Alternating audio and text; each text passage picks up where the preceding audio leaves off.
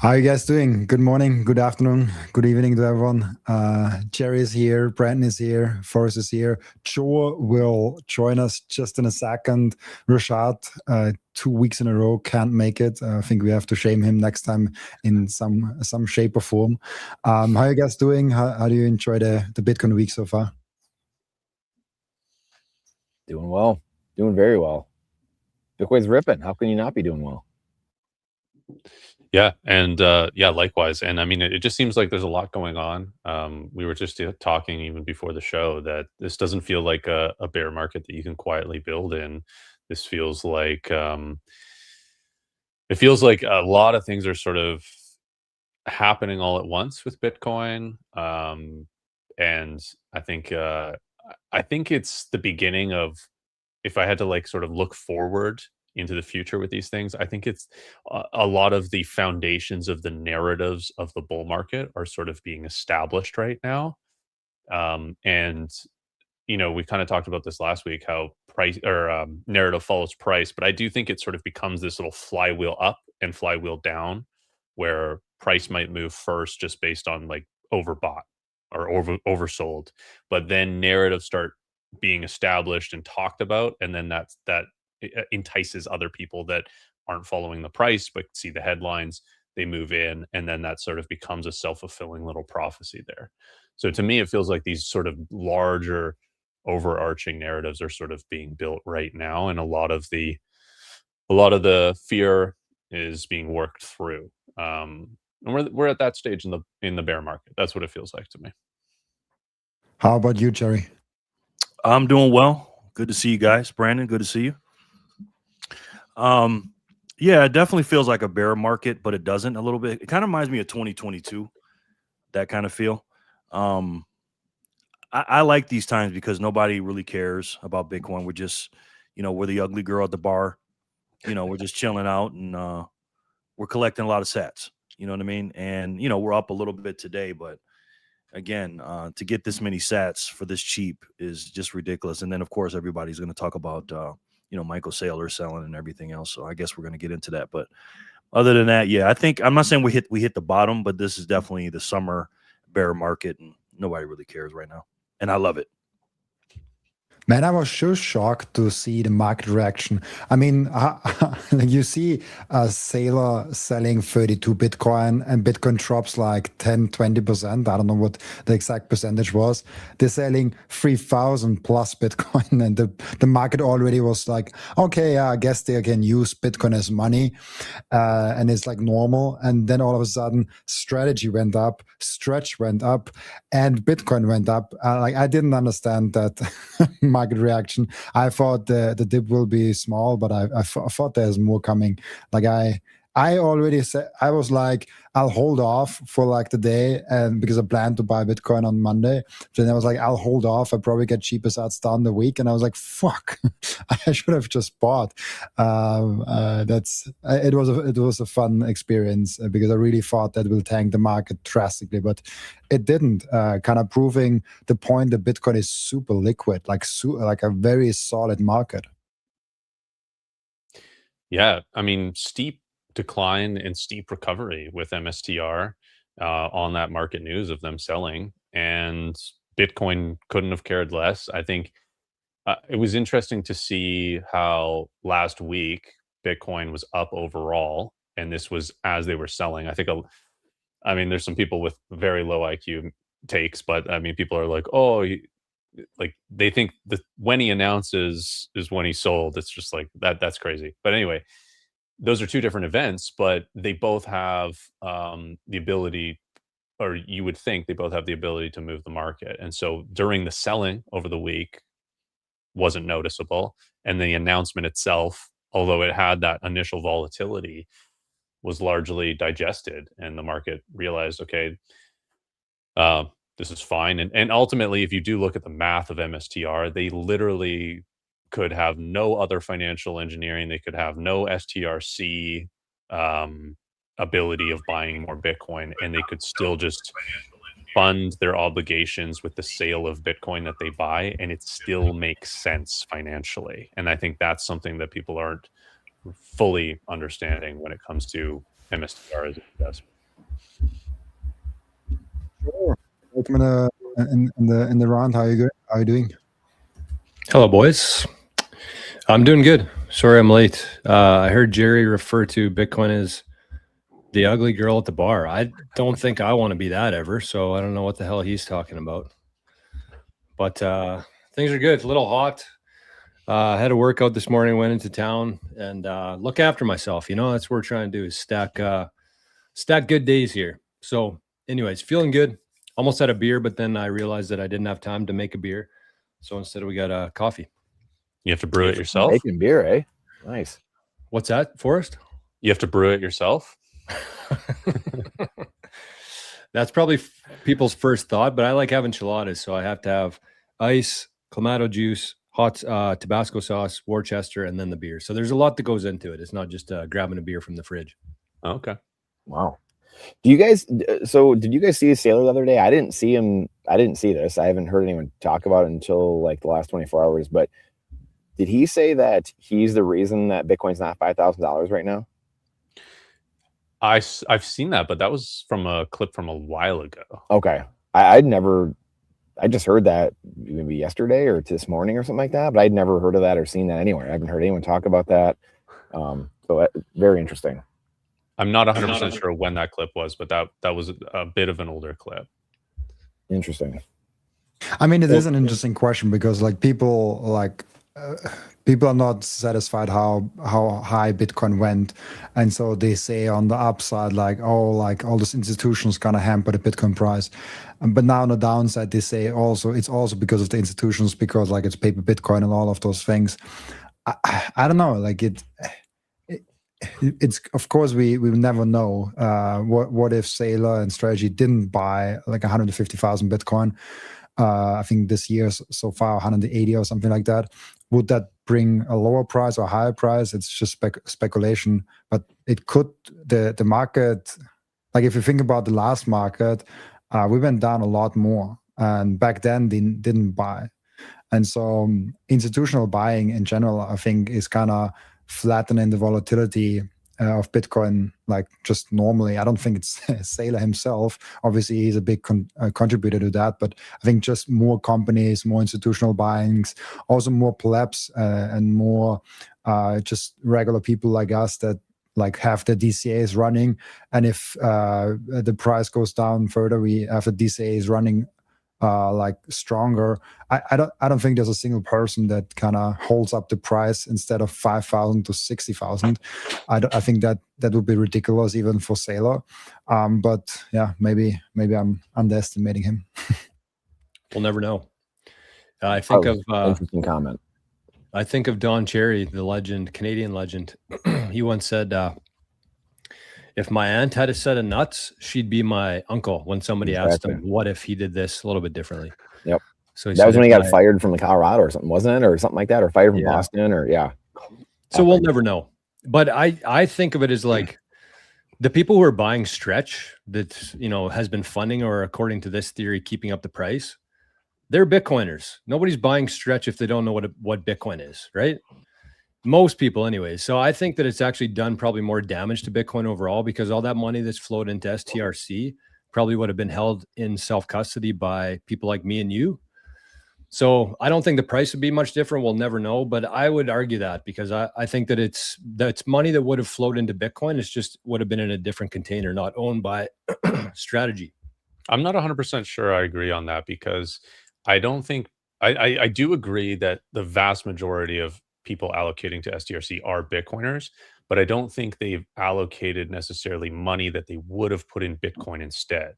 And there's a lot of Bitcoiners that have other things besides Bitcoin, like medium-term assets, investments in other stocks or cash on the side. And I think that is more so like of course, you know, I'm talking generally. Of course, some people probably did sell Bitcoin and bought STRC, and I think that's ultimately a bad move in the long term. But I doubt that that's like a huge amount of the flows that goes into STRC. Not necessarily sold, but like money that they would have otherwise allocated to Bitcoin, they put into STRC, like new money. Not saying that they sold their Bitcoin to buy STRC, but maybe people have, like, you know, income coming in. They usually allocate it somewhere. I feel like a lot of it might have went into STRC instead of Bitcoin. It wouldn't be either way. It wouldn't be like 100 to 1. It's probably somewhere in between. Probably, I mean, definitely some, and I just don't know if that's a huge amount, because I do think that even Bitcoiners would probably allocate some just to short-term cash or something like that, and then they're just allocating that into STRC instead. But it is hard to know. We don't have the information on this. The only thing that I know is when I currently don't own any Stretch, just as a disclaimer, but when I thought about Stretch and when I thought about does it have a space in my portfolio, I didn't at all put it in the category of what Bitcoiner strategy is. I put it in the category, should I replace some of my cash buffer with STRC? So I was like, hey, this is all fiat claims anyways, if it's on the bank or if it's on some money market or it's like just on STRC, that's all fiat claims anyways. There's no self-custody with that. There's no freedom rights. There's no big upside. So what if it's actually stable? What if it actually holds a promise and giving me income? I can put it instead of the short-term, medium-term cash, some of it in STRC. Now, I didn't do it because the risk for me was too high, and it shaked out to be an actual risk that Stretch went down when strategy and Bitcoin also gets stressed. So it's not cash, like it doesn't replace cash, at least not now. Maybe that's different in 5-10 years. Let's see how the product develops. But I can only talk for myself. I would never confuse Stretch with Bitcoin. I might confuse Bitcoin with MSTR just because it has a similar kind of volatility. I think there's more Bitcoin coming out of self-custody for some amplified Bitcoin MSTR common share exposure and less directly for like STRC, if you know what I mean. Yeah, and just another little thing here is I bought STRC for the first time just like, I don't know, week and a half ago. It was $78. I bought a bunch of it, and it's because my car is an absolute piece of shit, and I definitely need a new car. And so I'm just gonna save in STRC, and then weather the volatility. I think it's going to go up to 100 again and pay the dividends throughout the entire time. And I'm going to sell it all and buy a new car eventually, or not a new car, but new car for me. So I think it serves that purpose. But yeah, I mean, it's important for us as Bitcoin influencers and content creators to talk about these things and to make these things clear, because I think for a lot of people that are getting into this space, they look at MSTR and strategy and they think, well, these whole things are connected to Bitcoin. And like, I think there's a lot, like a lot of new people can make mistakes and like think that they should be allocating to these things when it doesn't fit in their portfolio in the way they think it does.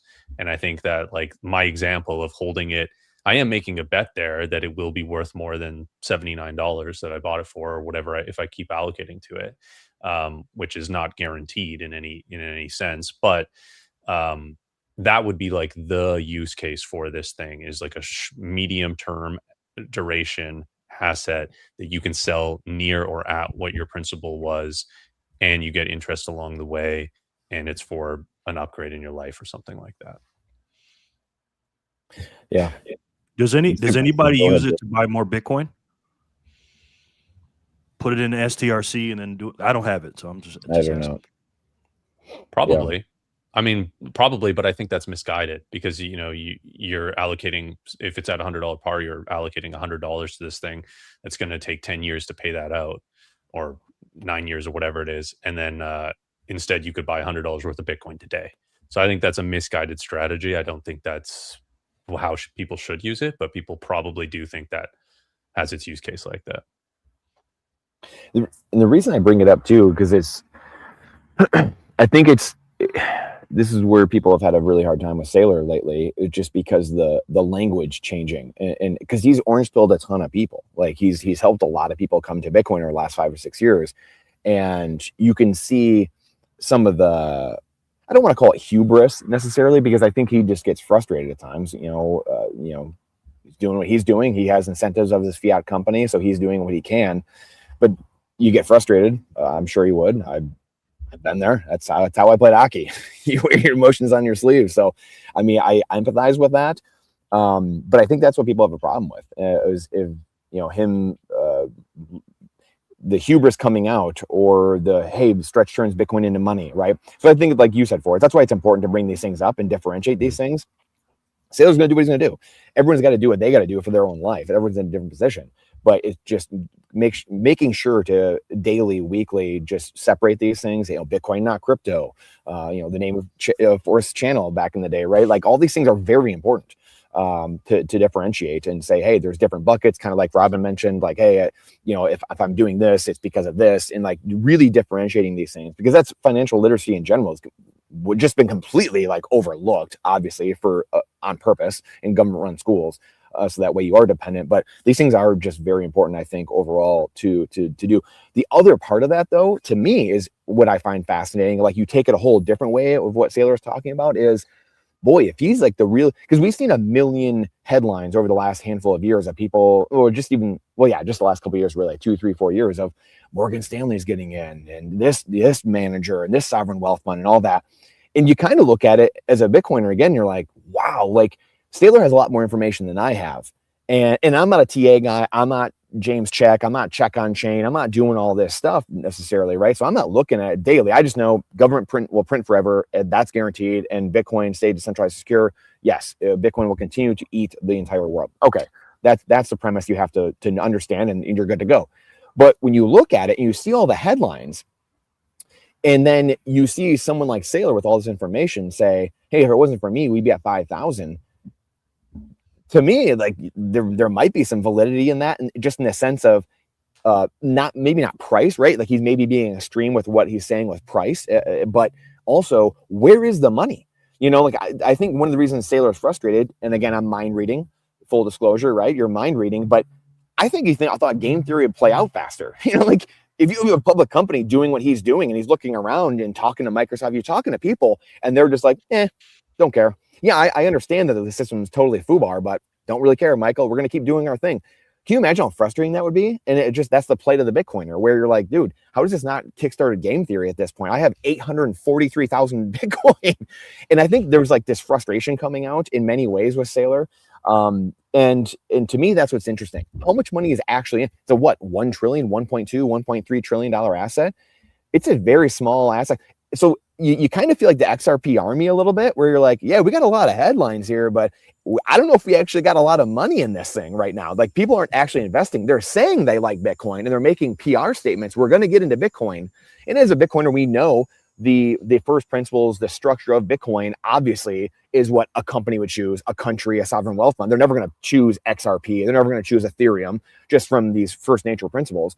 But it does feel like there's a big gap right now between, so you kind of take what Sailor says as this anecdotal thing, because what I've felt for a number of years, we talk about price manipulation, these things going on. Well, there is some gap. There's some bridge that hasn't been crossed. This chasm hasn't been crossed yet. Of people saying they like Bitcoin, I'm going to get Bitcoin, we're buying Bitcoin, to what's actually been bought. That to me is the kind of the story of the day, and really moving forward. And I think there is also, I like that comment, so I'll bring it up. He said there's no substitute for self-custody BTC, no fiat games for me. And that's, I think, a very sensible thing to do. With all the strategy things and Stretch and all the Strive and all the other Metaplan and all the other companies going on, it's a very different game. It is something very different to Bitcoin and self-custody. I always preach that, and I'll disclose it also publicly. 80+% of my net worth should always stay in Bitcoin and self-custody. The other thing, it's cash, it's fun stuff. There's a space for what Forrest does with Stretch, even though I'm not doing it. But like there's things you can like do something, you can bet on some fiat company, you can bet on SpaceX, you can long short it or something else. Like that's kind of like my playground and my cash balance. And 80% Bitcoin, that's the security, that's the freedom, that's the long wealth thing. And so I think it's very important for people to know all of those things are fiat games, and I think Busy Mike said it like it's fiat games wins fiat prices. Can be good, can be bad, but mostly it's bad. And so I rather stay in the Bitcoin game, but it's fun to talk about those fiat games sometimes. Well, that's what it is. It's you win fiat prizes. Like you're literally getting paid in fiat. Forrest and I had a conversation about a month ago, and I called them greasy salesmen. I didn't mean it in a bad way, but that's what they are. Like they're literally convincing you to give them your money. What's Saylor doing? He's betting on the fiat system failing. Bitcoin and fiat are two different things. He wouldn't be doing this strategy if he thought fiat was going to be around forever. So he's literally betting against fiat, asking for your money, and then giving you fiat in return for it so that he can hold the Bitcoin. And Strategy doesn't even hold the Bitcoin themselves. So there's like layers to it. There's Coinbase, Fidelity, Strategy, MSTR, STRC. And how many layers that is of paper? It's nonsense. Yeah, I agree. I think some of us, not on the panel, because we make videos, we talk about this stuff all the time, and we kind of have to talk about Michael Saylor. But I think on both sides of the equation, whether you like him, hate him, whatever, love him, I think it's a very emotional subject that we put too much emotion into what Michael Saylor does, doesn't do, sells, doesn't sell, whatever. I think sometimes when we do that, we're losing the plot and we're not thinking about what's really important. We just had our 250th birthday of this country, and I just can't help when you study history, I just can't help but kind of compare Bitcoin and what we're doing as Bitcoin maxis, what the Sons of Liberty did, back in the days where they started a movement. Those guys were rebels. And you're looking at a panelist of rebels. You guys are rebels, and we're the outlayers of society. You know what I mean? Kind of we're a very, very small percentage of the population where we're a very strong group. But I think sometimes when we're talking about things like Michael Saylor and Strategy and Stretch and all this other stuff, I think we're losing the plot. I think we need to focus more on why some people are radicalized one way or radicalized another way. We say radical like it's a bad thing. We talk about people on the left or whatever, they've been radicalized by the mainstream media and stuff like that. But I will raise my hand and say I'm radicalized too, but I'm radicalized in a different way. Once I've seen this system and how messed up it is, I'm just like, wow, this is crazy. So I'm taking in quote unquote propaganda because, again, guys like Samuel Adams, Paul Revere, those guys were master propagandists. And were they wrong? Were they bad? They were radicals. They radicalized, people all over the country to say, hey, we need to fight against the king in Great Britain. Well, we're fighting now against a monetary system where the central bankers and the Fed are our enemy, and we're not focusing on that as much. So I think everyone, including us, we need to, focus more on, and again, I know we got to talk about Michael Saylor because he is a big deal, but we got to focus on the system and the network and keeping it strong. And just to remember that Bitcoin and cold storage is the way. I have this thing here. It says, don't tread on Bitcoin. That's a form of propaganda. Memes are propaganda. We just have to have the right propaganda. I talk about this a lot. I say this a lot on my channel, and people get angry with me when I talk about buying every hour on the hour, right? I say that a lot, and I don't say it to brag. Angry at you? Huh?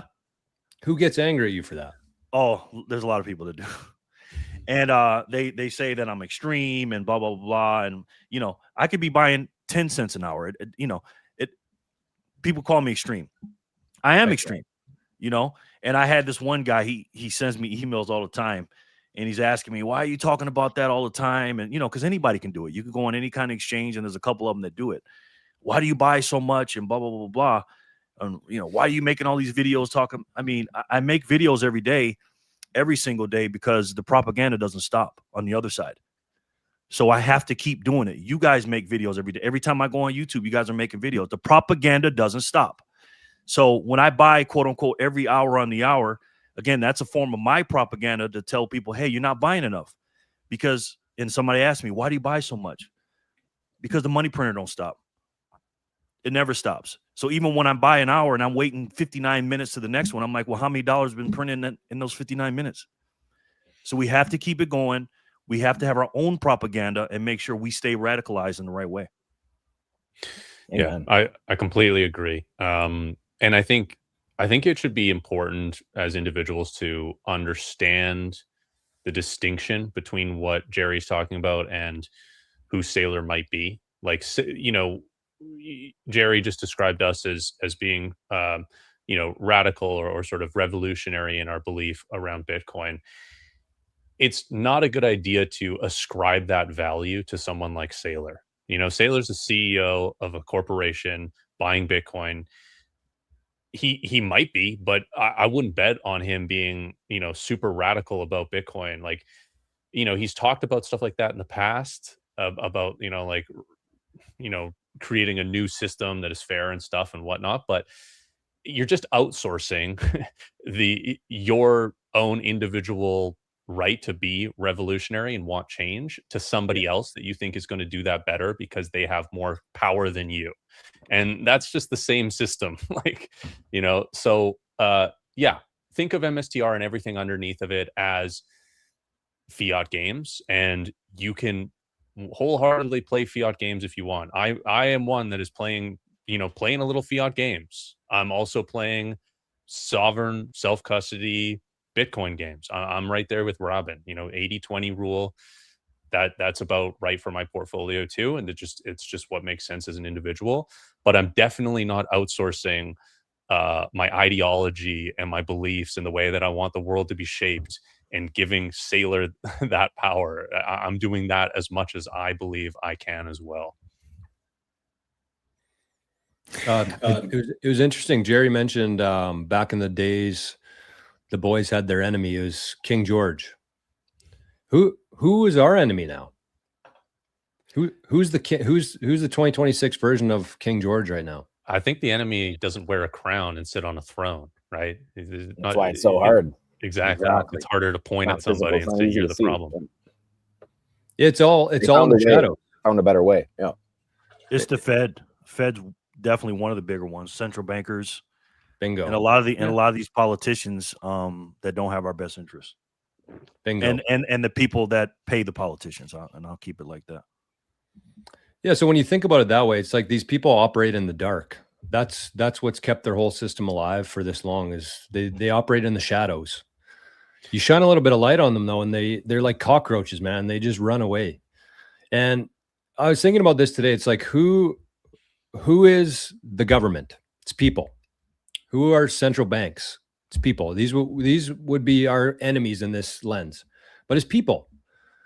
And so who wants to destroy those things? Also people.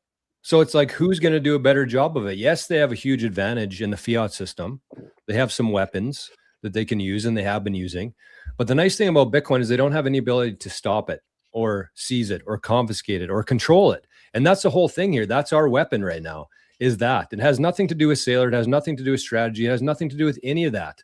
It's our main goal right now is to propagate this message, as Jerry said, propaganda, propagate this message, shine light on the old system, understand self-custody. Somebody in the chat said the only thing that matters right now is your private keys. And I absolutely agree with that. That's what we should be focused on. That's what every conversation should be focused on. Not only just how to do it, but how powerful it is if you have your private keys and what you can do with that. So all of a sudden you have this weapon, and that's what I consider Bitcoin to be, is a weapon. It's a weapon like we've never had before. It's not going to kill anybody, but it's going to completely take you out of that system and let you do your own thing. And I think that that's what everybody wants. Everybody comes to Bitcoin for the number go up, but the people who stick around are here from the freedom and the sovereignty go up. And I think that that's what private keys allow us to do. And again, it has nothing to do with anything else other than that. So when you have that in your back pocket, you're a different person. It's a different world. And so we just need to spread this message, focus on that, and the rest, is patience. Yeah. Do you guys think that Saylor and strategy, because like I talked with Mikey on the chat, of like tokenized stretch and kind of being a new dollar, and then strategy just being a new central bank, and they are custodying enough Bitcoin to have the power to like suppress prices, and therefore like do the fractional reserve again, like basically Bitcoin following the same adoption curve that gold kind of followed. Is that a realistic approach, or something that you guys can see? Yeah, I mean, possibly, but that's just a temporary thing as well. Like that's just as temporary as fiat. That's just fiat reinvented, and it's really only doable until it's not anymore, because it's a fiat based instrument, and if it's fiat based, it's destined to fail and be debased, because there's too much central control and too much debt creation. Like there's no going back. Like fiat has the ability to exist in a very temporary fashion, very temporary, right? Like if you look at the times where fiat was started, it was because we overspent on a war. We have to go off the gold standard. We got to rebase what everything is worth, and then we'll go back onto sound money standard. And then if they don't do that in a very, very short window of time, and they don't really have the incentive to do that, then it fails eventually, right? It just snowballs out and gets worse and worse. And they keep, it's like trying to patch a boat in the water, and you're getting attacked by sharks or something. It's just like you don't have time to patch those holes. So yeah, I see that happening. I see STRC or whatever digital credit product getting tokenized even more.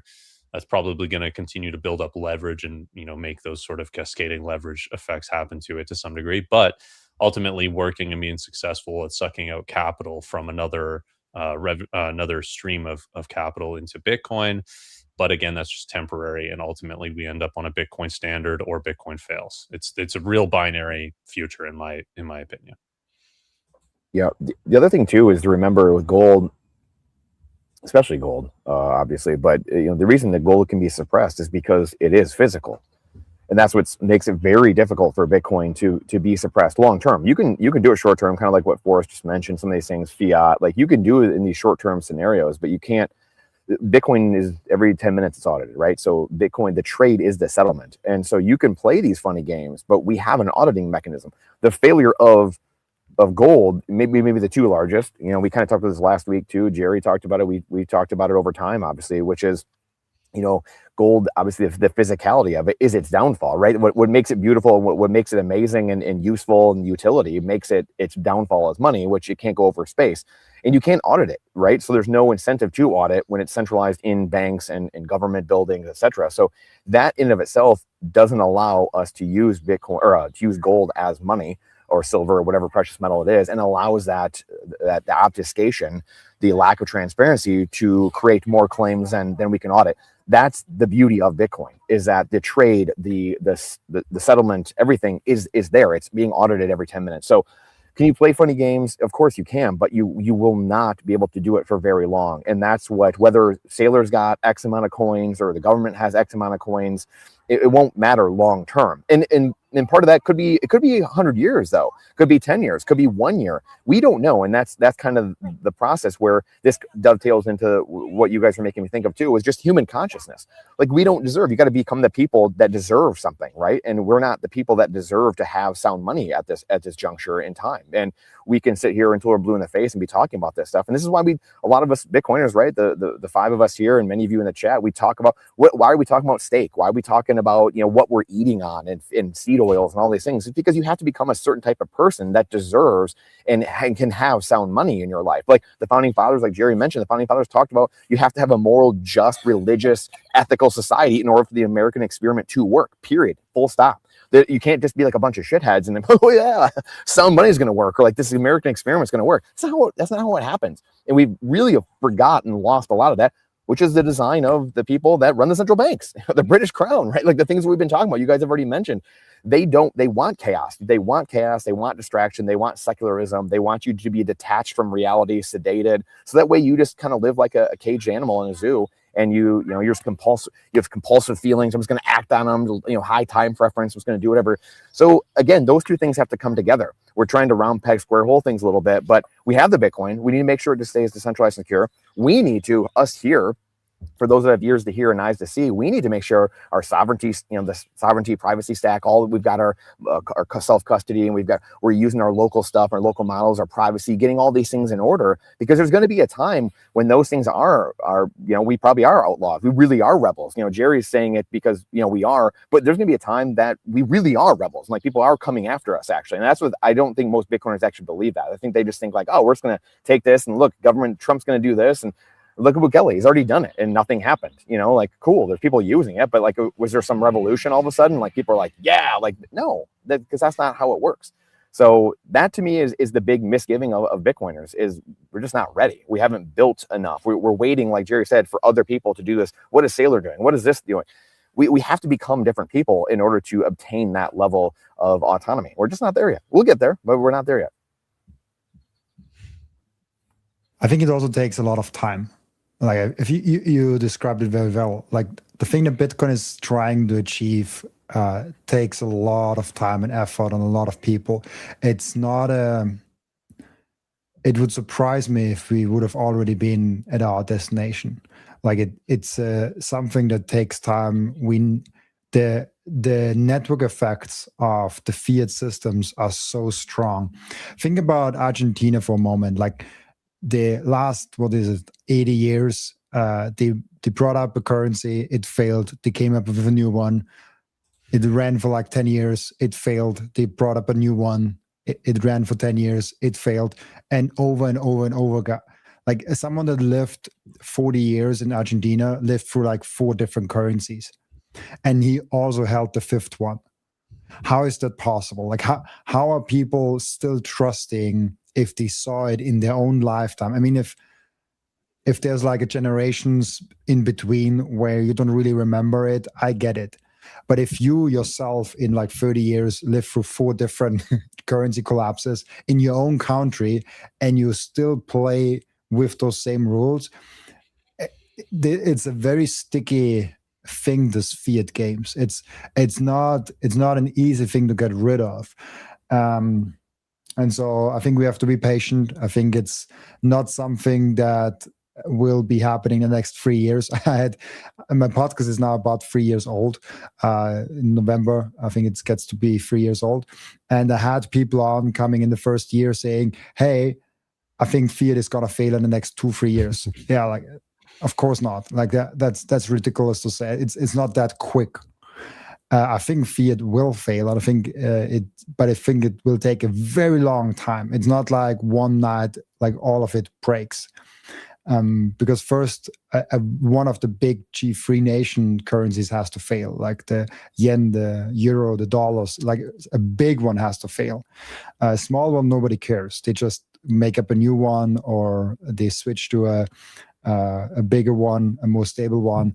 Like, a bigger one really has to kind of set up. I think Parker Lewis mentioned that he sees the suddenly moment when one of the big G3 nations starts to get really into trouble. So I think we're at the very, very start of something very, very big, and it will take a very, very long time to really see where this is going. I think Max Kaiser also said it so nicely. He's like, I'm too early. I'm too old.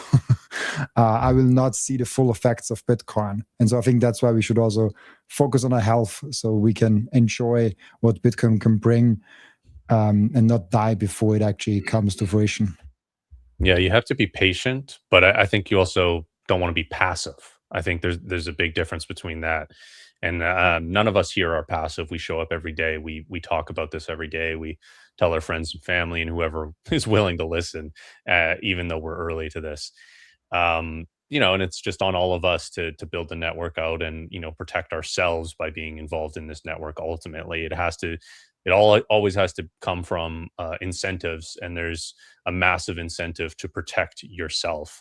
And when you recognize that all fiat is designed to die, it has a lifespan, and the average lifespan of a fiat currency is 27 years. and that's accounting for ones that have lasted a lot longer, but it's also accounting for ones that have lasted a lot shorter, right? So it's an average. But there's a lifespan, right? And Bitcoin doesn't have a lifespan really. As long as we all participate in the network, it has the ability to continue on indefinitely as long as we value this thing. It's up to us as network users to keep it alive. And there's, and then the rule set is such that the incentives are naturally aligned, and it doesn't die. It doesn't have a heat death like a star or whatever, right? It's kept alive. It can be alive forever as long as we give it life. Absolutely. I just wanted to say, Robin, you said a couple things there that I want to touch on. First of all, we got the Zap stream is going. I saw Gray Motion in the chat mention it, so I turned it on, and we got a big zap from our guy Moravian over in Zap stream. So thank you, Moravian. You just said hi, ladies and gents. We also had the QR code beside Robin's head there. We had a zap for 2121 from a guy, Cedar Sats. He said, thanks for the content, boys. Cedar Sats. So thank you, Cedar. Thank you, Moravian. And thank you to everybody who's watching on Zapstream today. But Argentina, I mean, you mentioned that they went through 5 different currencies there. I mean, without Bitcoin, this would be very difficult. Like, what do you do? Like, that's the thing. What are you supposed to do? If you didn't know what Bitcoin was, if you didn't know what the power that Bitcoin gives you, you're helpless, man. You can't do anything. You go against the state. You end up in jail. They seize your assets. They take everything that you have. It's not worth it. It's just like that. That's what the rest of the world is dealing with right now. That's why everybody's in the dumps and so black-pilled, is because they don't know what we know.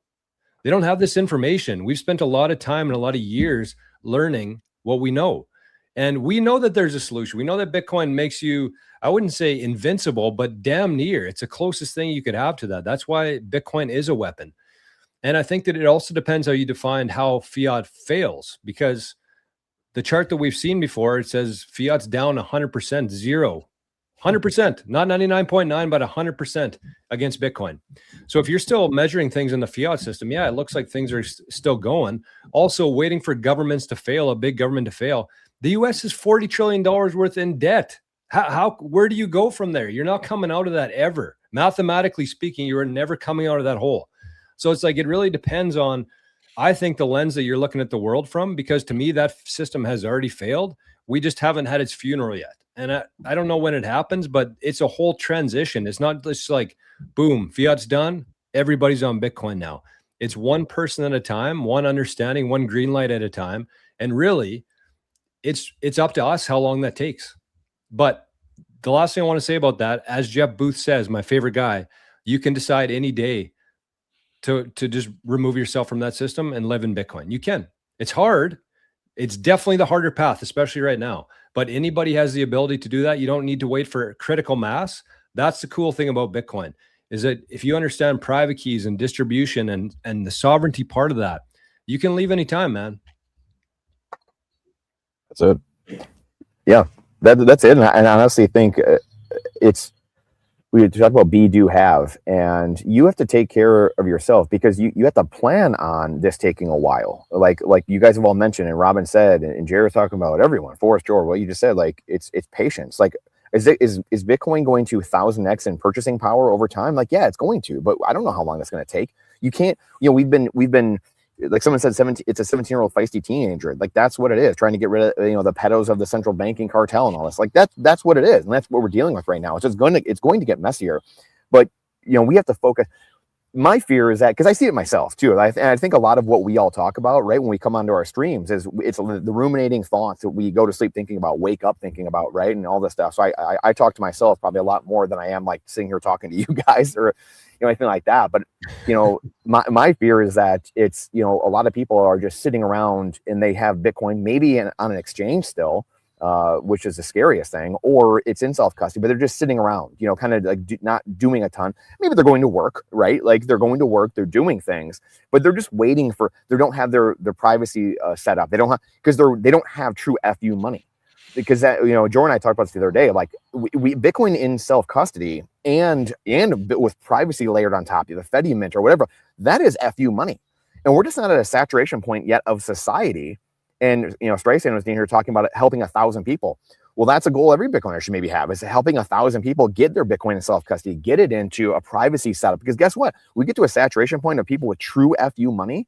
Because you're not going to have the, you know, the sailor, or like the Trump style yachts or the Warren Buffett type of that, because those are cut bucks anyway. But what's true FU money? It is the privacy setup. It is not being able to be told what to do. You can tell the government F off, as the rebels did, as the Patriots did, like Jerry mentioned earlier, and grabbing our musket and being like, no more. We hit a saturation point of Bitcoiners doing that, everything changes. And I don't know if that's 0.5% of society or 0.1% or 1% or 2, whatever it is. And we'll find that percentage. And that's the gradually and suddenly moment. And we're all kind of looking for a price moment, but that doesn't change people, right? Like giving people money doesn't affect anyone. Giving the man a fish doesn't help. You need to teach men to fish. They need to learn. They need to touch the stove. So focusing on what we can control, you know, helping our kids, having kids, teaching your kids, teaching the people around you. That's the things that we can control. And I think that's my greatest fear for Bitcoiners, is that we just kind of sit back. And Saylor, ironically, has said it himself. We've talked about it before. His fear of 3 or 4 years ago, one of his speeches was not Bitcoin itself, the protocol, but it was people not caring about sound money. And it kind of fits in that same bucket. Do people care about sound money? Do they have FU money? Are they actually doing something that's outside the system, or they can't be told what to do and they're not governable? Maybe, you know, that's probably the best way to say it. Are you governable? If you're governable, that means you still have too many attachments to the system and you're still waiting too much for the USD price. So to me, that's the focus when moving forward. I love that. Hi, Lou. How are you doing? What's up? What's up, guys? Brandon, what's going on, man? I just came in right as you're going hard. Forrest, Jerry, what's good? George, what up, man? Robin, how you guys doing today? It's the first time 6 people on. Like that's really awesome. It's feels nice.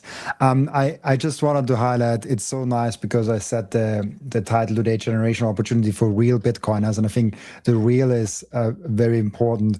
Not that I want to make judgment calls who's a real Bitcoin or not, but for me, I played more on the part of like real Bitcoin, like having self-custody Bitcoin, because I think we get lost in those fiat games, and I think this self-custody is so important. So thank you so much also, Brandon, for keep hitting on that point of like it's the only thing that actually provides freedom and is different than anyone else. But Lou, how are you doing? Everything fine? You found a good Bitcoin week behind you? Yeah, everything's good. Just moving forward, man. Just stacking and packing. You know, the only thing that kills me is, you know, during the bear market, you have these sponsorships that pay you. You have you know, YouTube that pays you, and then like, you know, I have 2 sponsors, so they pay me on different dates. And like, you know, you want to catch these dips, but it's like this check ain't come in yet, man. And then by the time the check come in, this joint is already up like 10% on the week. It's like, oh my God, bro, you're killing me. I told you that's why you got to buy every hour, man. We talked about this, bro. I ain't got no more money. I'm waiting on my money, fiat, to come in. These people are taking forever. So that's that, you know, those are good problems to have, I would say. But that's about it. That's what the week's been and really going on. Obviously, July 4th. I don't know. Obviously, Robin is not here. Who's Canadian here? Me. Oh God, too. Jesus Christ. Half and half now. Hey, we're honorary Americans. I consider myself very American. I probably align more with American values than a lot of Americans do. So this is just this is where I reside physically, but I'm much more aligned with the American values for sure. Well, welcome to my channel, because those are like the main conversations in the last week. It's been that. It's like, you know, we got Mamdani, we got a whole bunch of different people. America is definitely leaning toward a whole new, I don't want to get into politics, but it's leaning into the socialist ideology / communism. But it's a very serious thing. And I think that they've hijacked the real sentiment from us, honestly, right? If you know history, if you know about inflation, if you know about 1971, if you know about all of these things, K-shaped economy, you know, people struggling, if you know these things, then you know that a free market, real capitalism, will be deflationary, right? That's how it's supposed to work. The way that they look at it is and they've hijacked an entire party. Like the whole Democrat Party is becoming these people, right? You have huge wins in New York City. You have a huge win in Colorado from an incumbent that's served 21 terms, has now been replaced by a socialist. Wow. So these people are coming with the idea that capitalism is bad, it's terrible. And we know capitalism can be bad and terrible, crony capitalism, that's what we call it. And so, but they've pretty much, you know, they know that a lot of people in the United States of America, they don't even know what socialism even is. They just know it sounds good. On paper, it sounds the best. Communism sounds great. Oh, the means of production belongs to the people and to the government. It doesn't belong to these private entities. And so right now, speaking of Canada, speaking of all these things, like it just, the United States of America is at a very tough spot, because speaking of Trump, right, the good things that he can do versus the bad things that he has done. And I don't even think that people think that is bad. We as Bitcoiners know that it can be bad. And the war on crypto as a whole, the war on Bitcoin has begun, right? I just saw Elizabeth Warren, like, you know, that's why the Clarity Act is having a tough time. Like, you got the next 5-6 years are about to be, once the Democrats take House and the Senate, they are going after not only Trump, they're going after everybody, because Trump got so rich. The narrative, Trump got rich on on crypto. And so right now, I would say the socialism aspect, you have the crypto Trump family aspect, and you just have a lot. It just keeps getting farther away from us. Because now that when we have to talk about it, it's like, oh, we got to jump through so many hula hoops, because we might have a crazy socialist that's like, yeah, but Trump has been scamming everybody on there. And it's like, oh, that's not how that works. Like Bitcoin is this and then, but it just becomes like the road just keeps getting, you know, longer and longer and longer, the more that these things keep happening. But I'll stop yapping. But it was just more like, you know, July 4th, you know, we're seeing the hijacking of this movement, and then we're seeing the Trump family crypto things that is now pretty much just an attack on Bitcoin times 10. It's interesting. That's for the me problem as right well. now. I think that crypto has always been kind of like the biggest enemy to Bitcoin. We were talking about our enemy before. Instead of King George, we thought it was the central banks. But honestly, crypto is right up there too, because the average person, they're just so far away from our knowledge that we have. And it doesn't make us special or anything. It's just we put in the time. So we understand the difference. It's clear as day to us. It's just the average person still conflates crypto and Bitcoin. And, you know, I think that the one thing that I'd say to that, Lou, is like, yes, socialism, communism, it seems like America's kind of at a crossroads right now. We don't really know where it's going to go. Could go either way. But I think that the power, what we've been talking about today, is holding your own keys, taking self-custody of it. And Bitcoin is very much in line with nature. It's in line with nature. It's in line with truth. It's in line with the laws of the universe. And so therefore, over a long enough time frame, it wins. It's just how much shit do we have to go through between then and now? That's the tough part. And I think that that's what we have a say in as people with a small or large audience. But that's what it's about. It's just like, how long is it going to take to get to that? Because that's what Bitcoin is. It's nature, it's truth, it's the laws of the universe. And over time, the reason why we're still here is because that shit wins over time. It's just a lot of bumps in the road along the way. Do you guys think that it matters if left or right is in office? I think it matters. I mean, there's a lot of power that political parties can have. Laws get changed, and all of that. I think it definitely matters in perception as well. I think, you know, just as Lou was kind of alluding to, and I'll expand on, you know, if we all saw, I think Trump made like 1.4 or 1.6 billion from crypto, right? If the Republicans get out, Democrats come in, that's a pretty easy sticking point to start, you know, changing some laws around, to start saying, we're going to basically put this family under attack here under this specific point. So I think it does matter. And it makes, and I think actually, Lou, your point was really great, that it makes the story more complicated. It's always been, Bitcoin has always been difficult to explain to people for a multitude of reasons, and a lot of it is the first headline or the limited knowledge that the person you're talking to has, and that's how they've built their entire understanding of what Bitcoin is. And if Bitcoin gets lumped into Bitcoin's always been lumped into crypto, and if crypto continues to be a source of fiat reinvented and money printing for the individuals that are closest to that crypto printer, then it just becomes easier and easier for people that have political enemies or are politically divided to blame crypto and therefore blame Bitcoin for their problems, when ultimately Bitcoin is the solution to the vast majority of those problems.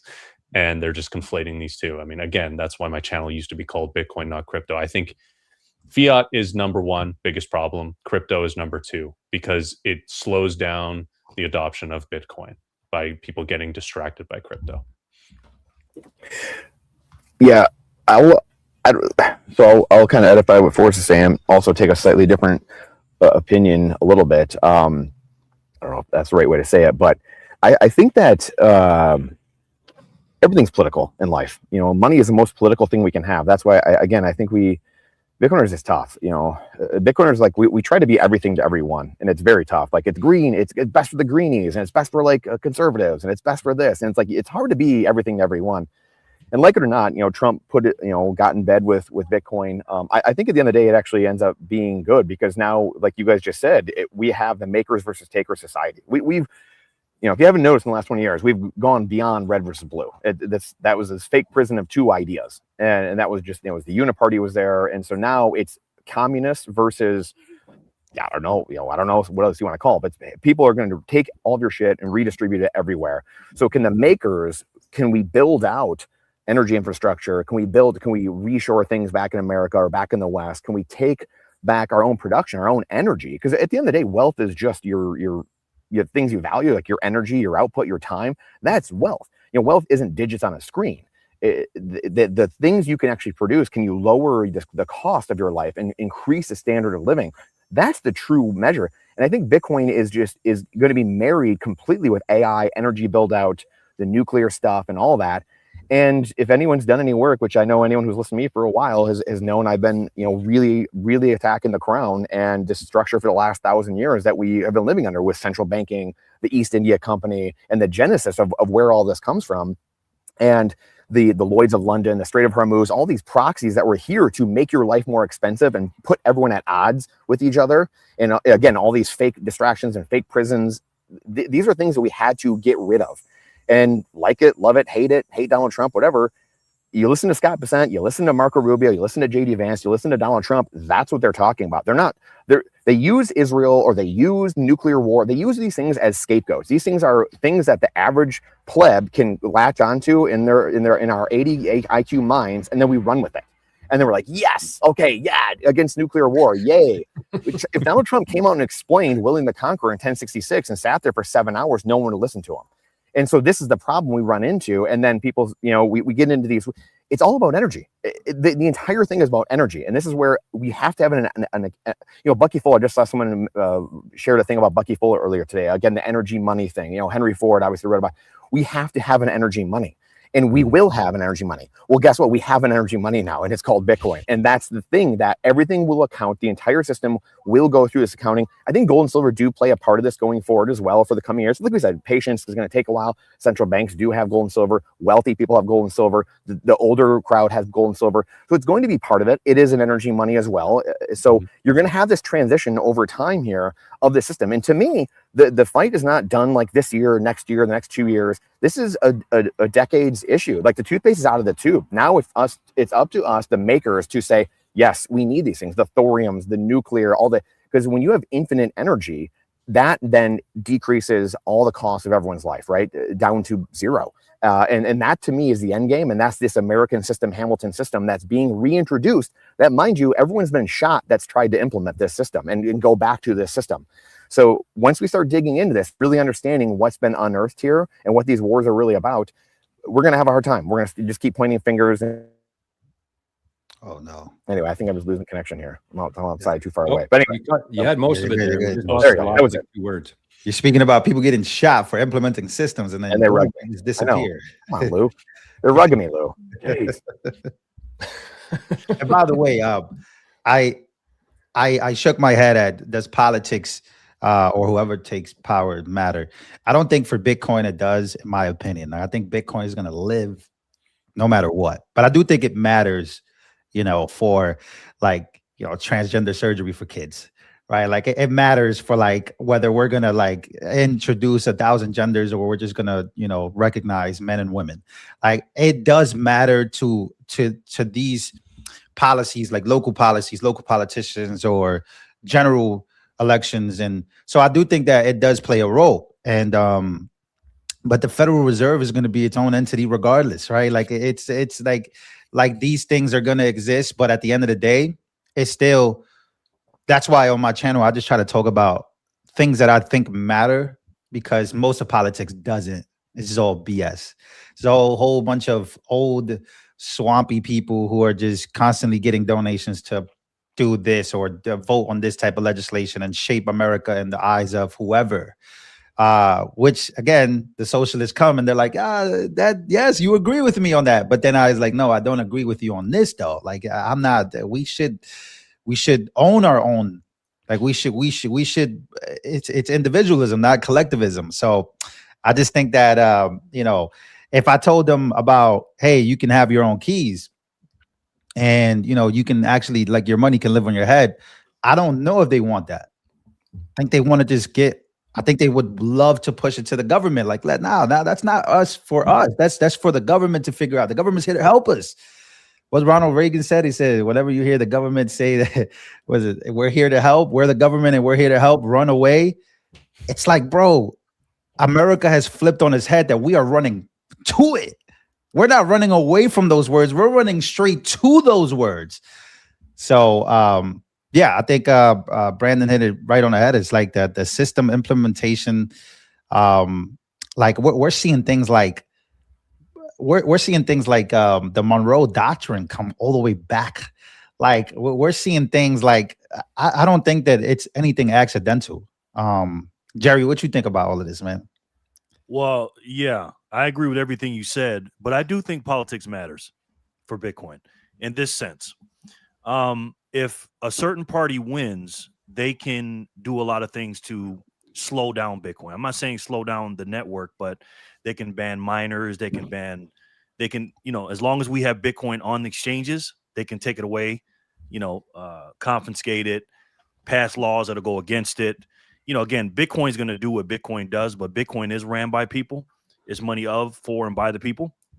But honestly, I think what really matters is we need to bring common sense back, right? Our guy, Brandon, and Lou, Thomas Paine. He wrote a I guess a declaration before the Declaration of Independence. I believe if Thomas Paine didn't write this, we wouldn't have had a Declaration of Independence. He wrote a pamphlet, a 47-page pamphlet called Common Sense. That's what it was called. And I think, and if you guys haven't read that, read that. It was just a basic thing to say. It just called out the obvious and just talked about everything that was going on. I think we need someone to write a common sense pamphlet or whatever against the Fed, right? And just say, hey, do you want your money being stolen? Yes, sir. I'm writing it right now. We're trying, man. I thought I mentioned that before. I know. I'm writing it right now. Oh, really? Yeah. Oh, good. Okay, yeah, I'm almost done with it. Yeah. Oh, good. All right, cool. Damn, I didn't know that. Yes. That's great, man. That's great. Well, I'll let you talk about that, but we need that, and Brandon's writing that, and we need to tell people that, hey, the common sense is the money is broken and we need to fix it. They're still in our energy and everything else. And also we need to think long term. If you look at George Washington, when he started when he was 22 years old in 1754 in the French and Indian War. And then he didn't get, he went through all the wars and everything. He didn't get elected until 1789, 35 years later. You know what I'm saying? And then he did another 8 years and then he died right after that.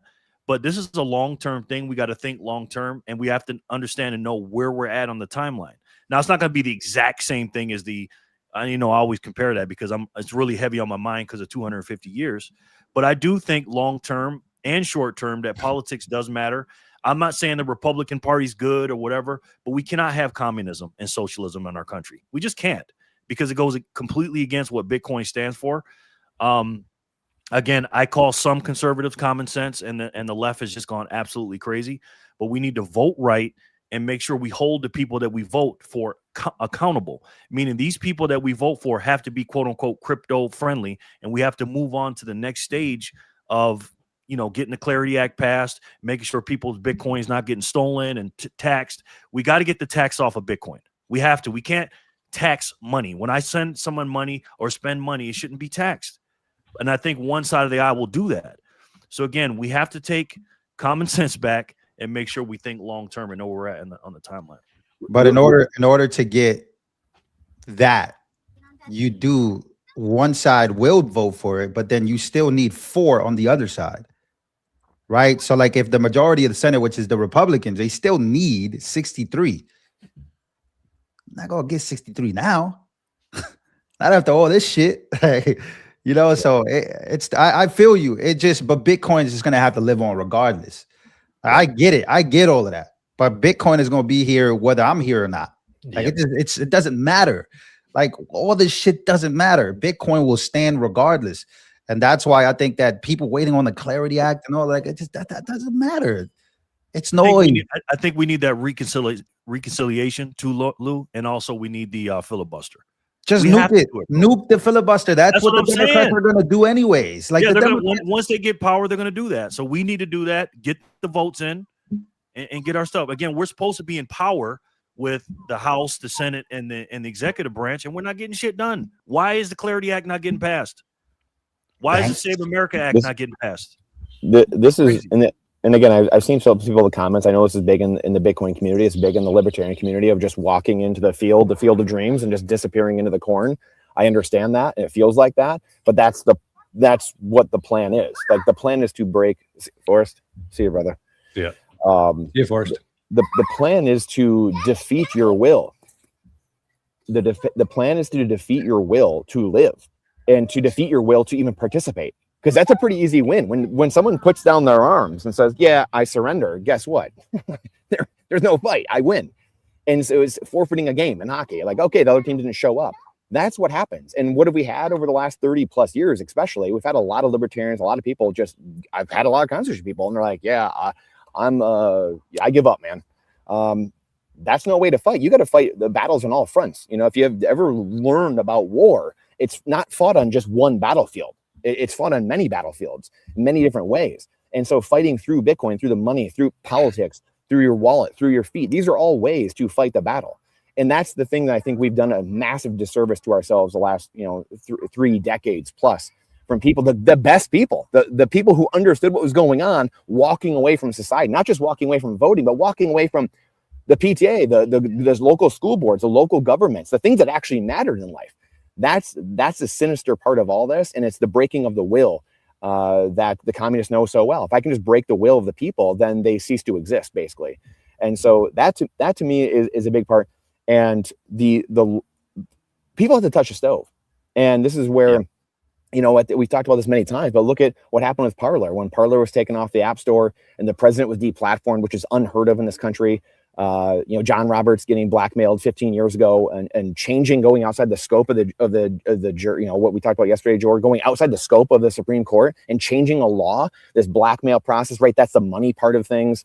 So all these things are now being outed. People talking about trust but verify, or verify before you trust, or like this is getting into the mainstream lexicon. And this is part of what we said earlier, reorienting the architecture of society through the money, but also humans have to become different people. We need to be different people in order to actually level up and understand, I can't do these things. We have to be a different set of people going forward. We can do this right now ourselves personally and live a different way, but it is going to take a little bit more time for the 1%, 2%, a couple percent of people to actually understand what's happening and actually make real lasting change. And then it never stops, because evil never stops. Like you guys mentioned earlier, I think Jerry mentioned it, someone mentioned, this never ends. Like evil just keeps coming back. They wait their turn, and then like the good guys walk back into the corn and disappear. And guess what? Here's evil again. This is the story of life. And for some reason, humans for thousands of years don't understand this. We just continually walk back into the corn. We give up. We put our hands up, or we think our job's finished, one or the other, or both. And then we go away. And then evil's like, okay, here I am again. Let's get back to work. I don't get it. I didn't design the world. Don't ask me, but here we are. I think that great conversation. I love the back and forth here because it seems like we're not in consensus with anything, which is good. I want to see more of this kind of stuff in Bitcoin. But I think that politics, I think what Brandon said about everything is political, I agree with that. I really believe that Bitcoin is going to be the new political system. Because just like back in the day when you used to have land to have a vote, it's just the exact same thing in Bitcoin now. You have a node and you have economic power on that node. That's your vote. If you don't have that, you don't have any say in what goes in the future. So that system to me makes way more sense. And I think that short term, it matters a little bit. But I mean, if you look at what Trump has done in the last couple of months with the crypto stuff, like we've been talking about, is Trump a good thing or a bad thing for Bitcoin? I don't know, because he's obviously pushing for it. There's people in the chat here talking positively about it.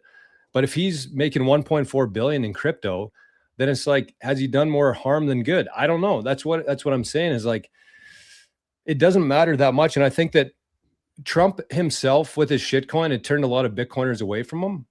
But I think that the one thing Trump's done better than anybody gives him credit for is just make people wake up and touch the stove.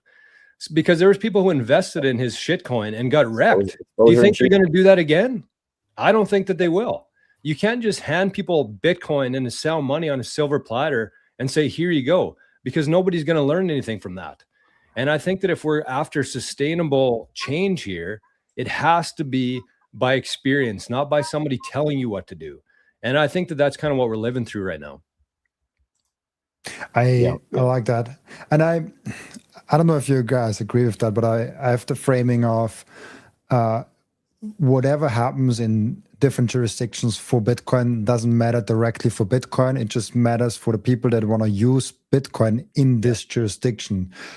So there's been many weird laws that kind of slowed down technology, innovation, revolutions in different jurisdictions. And then other jurisdictions kind of embrace technology and embrace change and embrace something new. And so that's how I look at it from Bitcoin lens also. I mean, we've talked about it before the Red Flag Act in Great Britain in like, I don't know, 1850 or something like that, was there for 30 years where someone had to walk with a red flag in front of a car. Obviously, that's really bad for the car innovation. But if you look back in the Bitcoin, there's a lot of weird laws that will not make sense in 50 to 100 years for anybody seeing how Bitcoin has succeeded over the last 100 years from that point onwards. And so I think that's, for me personally, the more important point. Why I do care about the politics of where I personally live. So I don't care about American politics as much as I care about the Austrian politics, because I happen to live in Austria. And so if I live in Austria, I have to care what are they doing to me, because they still have the monopoly on violence over me. I cannot run away from that. They still have tax rules and all of those things. So I have to care of what are they doing to me. And so if you're an American, you should care what are they going to do to you personally, not because of Bitcoin. Bitcoin doesn't care what Trump is doing or what he's not doing. If it was good, if Trump is good for Bitcoin and not good for Bitcoin, I think that's not the right question. It's just like, was he good for you personally or not? Or was, or like, what is kind of the implication of that? So I land more on the side of it. It doesn't really matter for Bitcoin itself, but it matters more for the Bitcoiners that live in the jurisdiction where we're talking about the political thing. So I watch Austrian politics quite closely just because I want to feel like, are they going in the right direction or wrong direction? Currently more in the wrong than in the right direction, but it's also depends on highly like how far wrong or how far right they're going, because at some point you can vote with your money, which is Bitcoin, but you can also vote with your feet, which is a very important thing to have. That's what I was going to say, Robin, is like, we're talking about voting politically right now, like going down to the ballots and casting a vote. That's one vote. And I think that what the system tries to do is make you believe that that's the only vote that you have. And I think that that's the problem that a lot of people have, is they believe that every 4 years they go down to the poll, they choose their guy, their life's going to be good for the next 4 years. If their guy doesn't win, their life's hell. And they can't think or focus or do anything else in their life other than worry about that other person who won. And I think that honestly, like, that's probably the least important vote that you make. You choose what you watch, you choose what you give your time and attention to, you choose whether or not you take self-custody or whether you buy MSTR. These are the votes, to me, that I think make a difference between a sovereign individual and somebody who's still part of that system. And just to say earlier, I forgot to say this earlier, what Jerry was talking about too. Again, this is the patience, and everyone's been talking about this. Lou, Jor, everyone mentioned this. Rob, 1765-ish is when these things really started popping off, and 1791 is when things ended, so to speak, right? When Washington became president. So that's 26 years. Bitcoin's at year 17. Just to give perspective, we're still 9 years away from this, from really being some substantial. Again, not that like Jerry said, not that these things are going to mimic each other, but just to give perspective as well. I think it is important.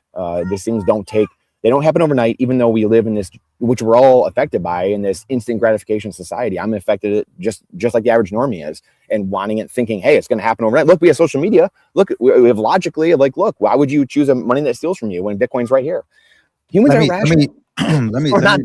So good luck. Let me make this point real quick. So is Trump good or bad for Bitcoin? Right? Because we can go individually, like, is he good for me, or is he good for the state that I'm in, or whatever? I would say he's just like Michael Saylor right now.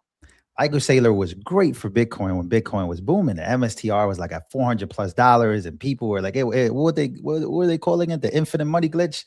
It was like they had so many different names. I think if the 4-year cycle is correct, which I think it is going to be, and let's just say, the bull market starts, or it's already started or whatever, every sentiment changes when Bitcoin is back above 126 and it's 150, 200,000.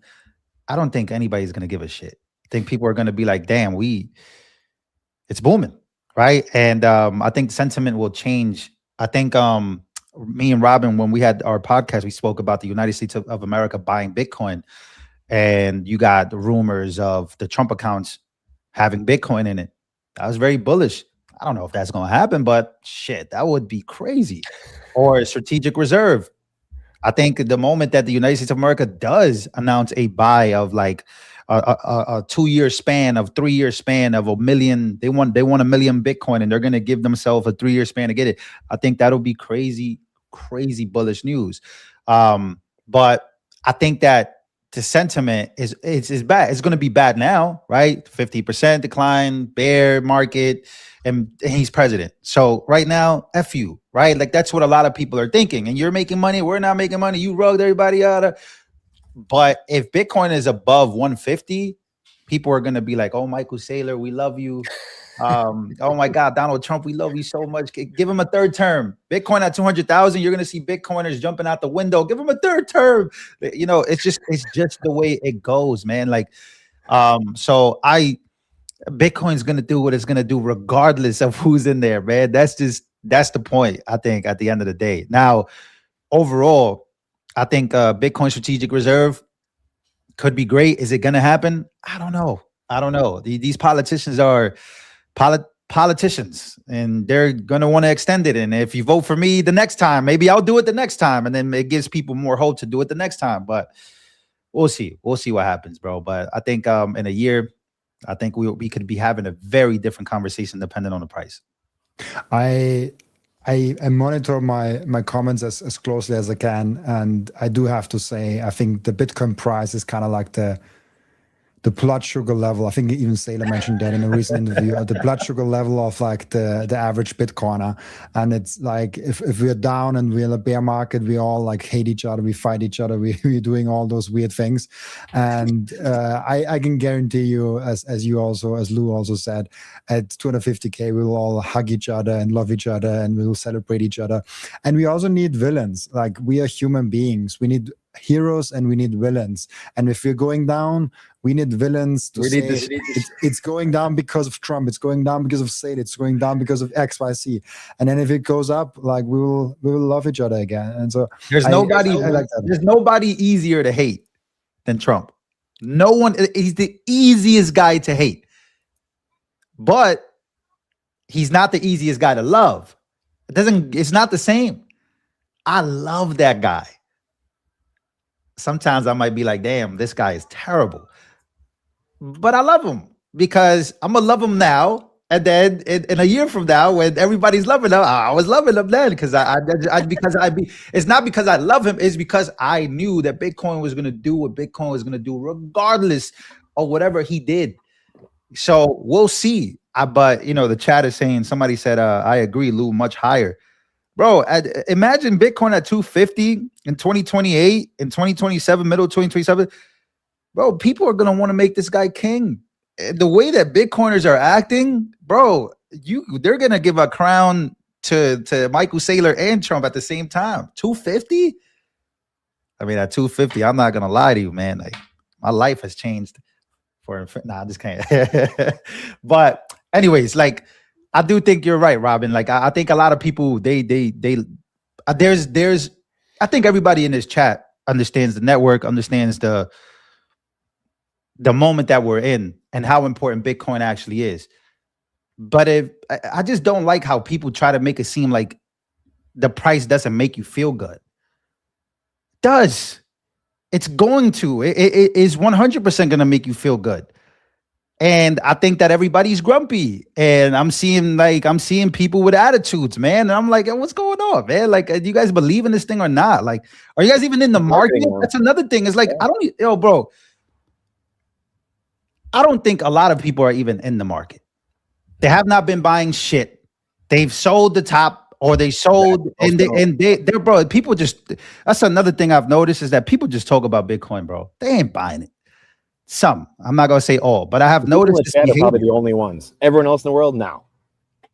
Everyone sells tops, buys, or sells bottoms, buys tops. That's just human psychology, right? I mean, we know that factually.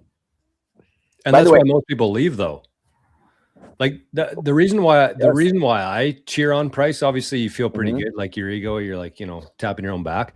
But the other part of it too is like, that's what brings people in. That's what brings more energy into Bitcoin is like when the price is going up, that's when people are interested in it. And when you have like a Bitcoin channel, like we have, or a Bitcoin related channel, that's when people show up and your livelihood kind of depends on that whole thing.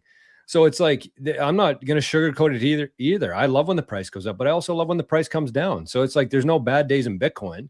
But at the same time, I think that it's let's say 100 people come in when the price goes to 250.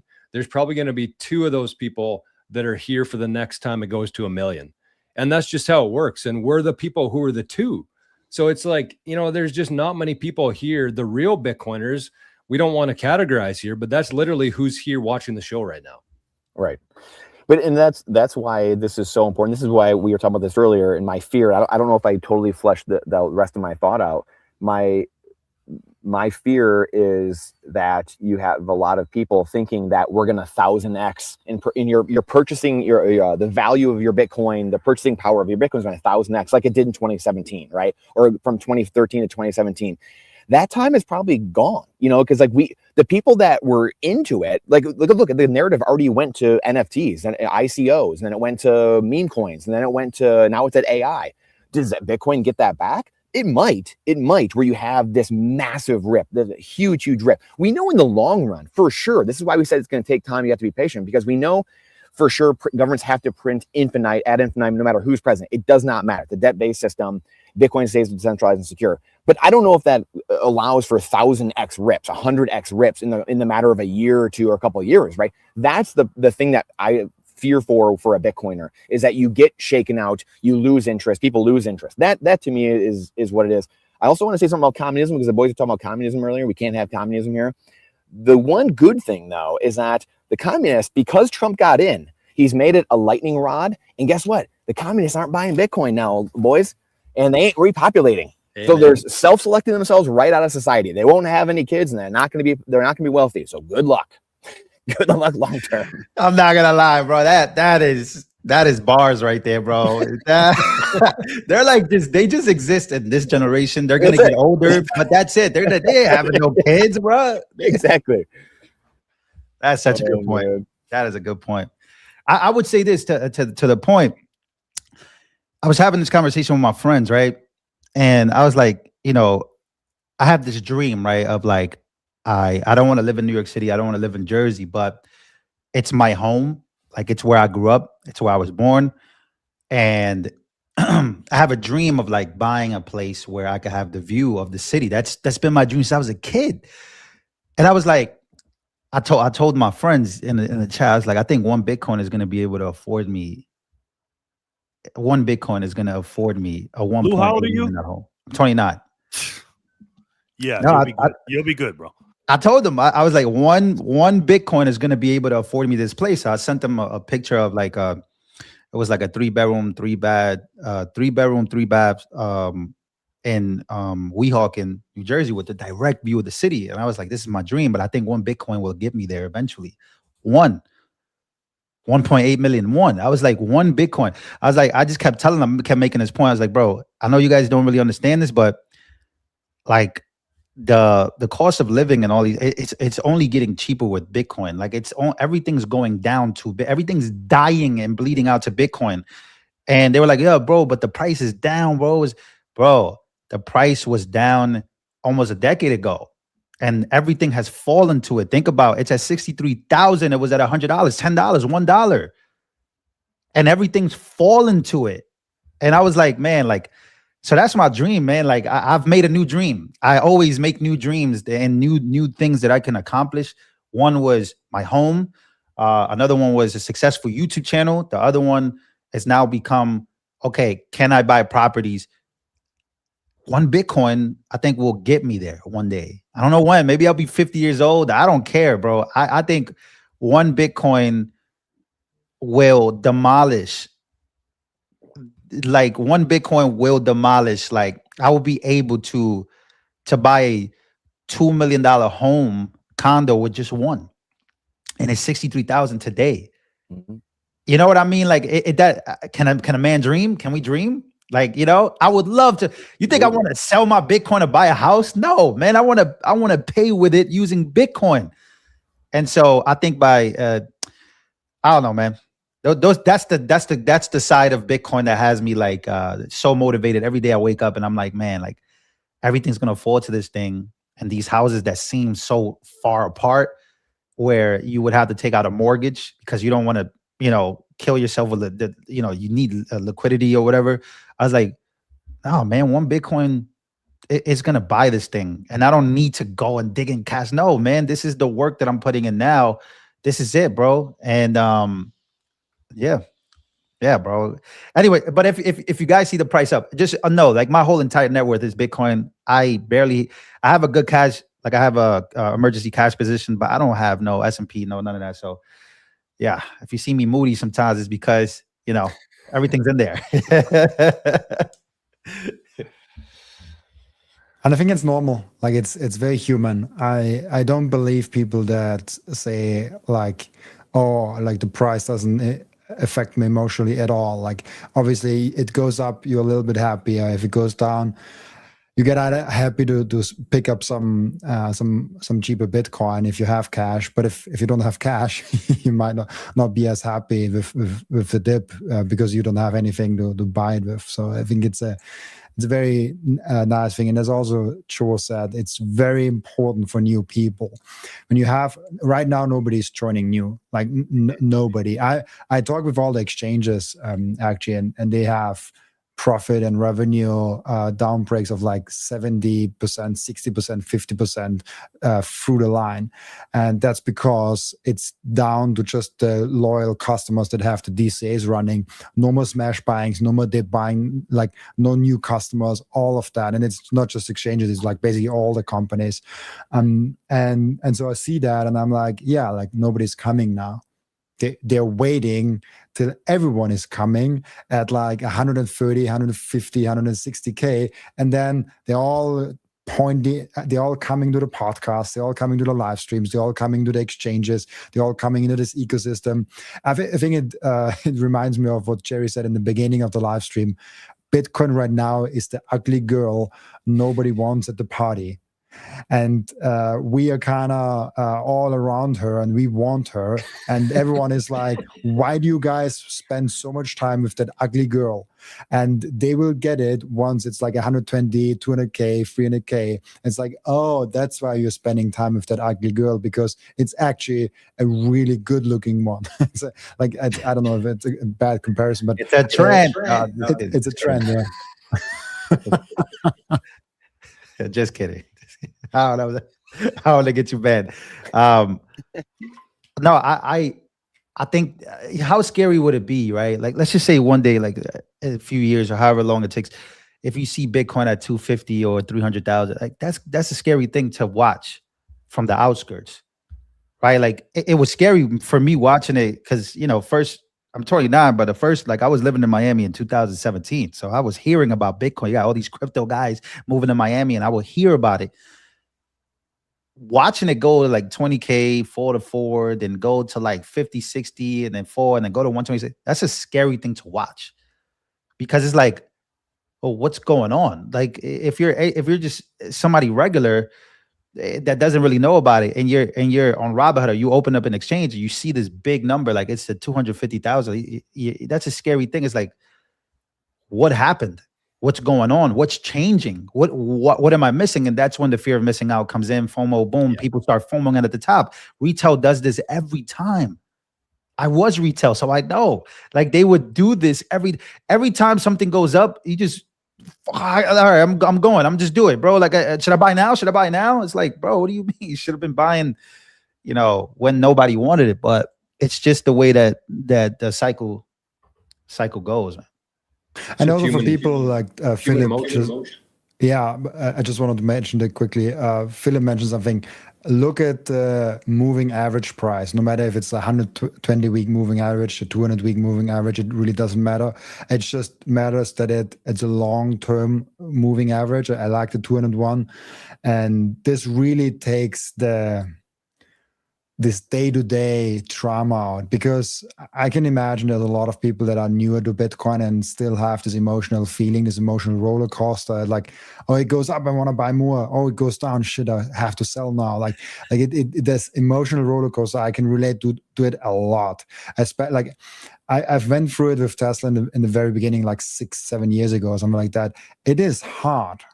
If there's nobody in your family, if nobody in your social circle that buys the same shit as you're doing, and that shit is going down 30%, 40%, 50%, and all you have is some weird guy on the internet telling you it all will be fine and you will be wealthy. Like it is scary. It is something like, that's why you need to build conviction, read books and all of those things, because this is scary.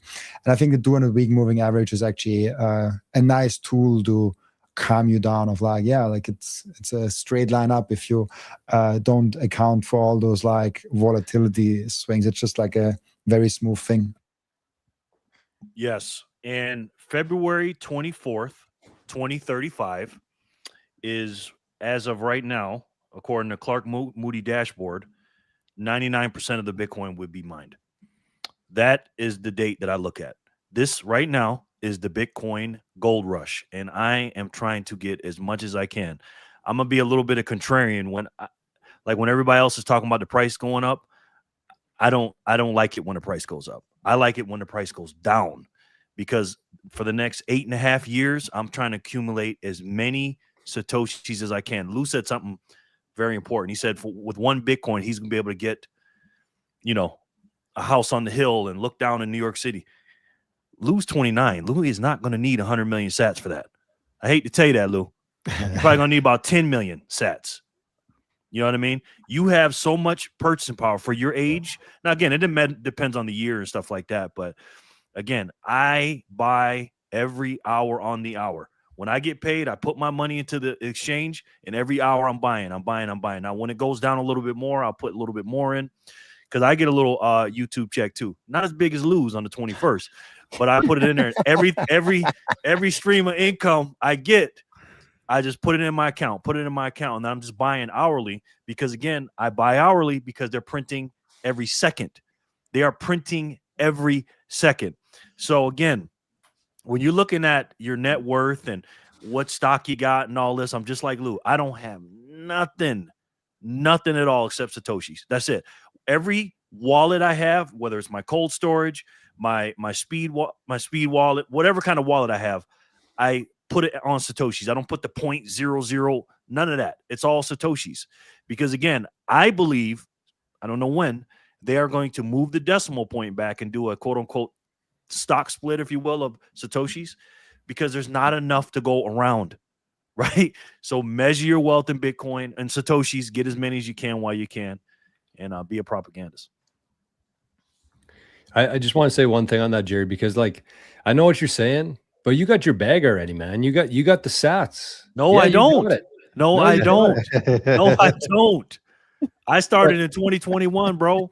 No, but I do what not I'm have saying my is bag. like that's plenty. That's plenty. It might not be like next year, this cycle, but like I'm I feel 51. like you should want people to come into Bitcoin because that's when you have more when the price is going up, more people come into Bitcoin.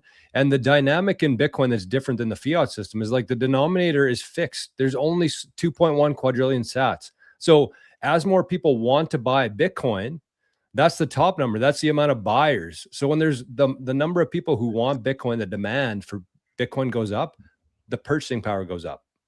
So, I mean, you can stack as long as you want to, as many as you want to. I get it. I know exactly what you're saying, but you also want people in here because that's what more buyers creates value go up for sats. And then you can convert that into something in your lifetime. Oh, no. I'm not saying I don't want people to get in because that's my whole channel is about adoption. So I agree with you on that. I know it's kind of like a fine line.